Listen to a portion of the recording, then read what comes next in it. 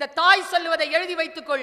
4 ஆண்டுகள் நீ மிகச் சிறப்பான மதிப்பெண் எடுத்து வெளியேறுவதற்கு 3 மணி நேரம் ஒரு நாளைக்கு படித்தால் போதுமானது. ஆனா நல்ல சம்பளம் வாங்குறதுக்கான கால் லெட்டரோட வெளியில போனோம்னா 12 மணி நேரம் நீ ப்ராஜெக்ட் ஒர்க் பண்ணி ஆகணும். காலேஜ்ல ப்ராஜெக்ட் ஒர்க் பண்ணு. ரொம்ப ஈஸியா இருக்குல்ல, அந்த ஈஸியான அந்த ப்ராஜெக்டை கையில எடு. டஃப்பா போகவே போகாத. டஃப்பான விஷயங்கள் போகாம சுலபமாக இருக்கக்கூடிய விஷயங்களை கையில எடு. எது உன் கவனத்தை சிதறடிக்கிறதோ அதில் கவனமாக இரு. ரொம்ப கவனமா இருக்க வேண்டிய சிதறடிப்பு என்ன தெரியுமா? 3 விஷயங்க. ஒண்ணு இந்த பக்கத்துல உட்கார்ந்து இருக்குது, இன்னொன்னு இந்த பக்கத்துல உட்கார்ந்து இருக்குது, இன்னொன்னு உங்க கையில ஏதோ இருக்குது.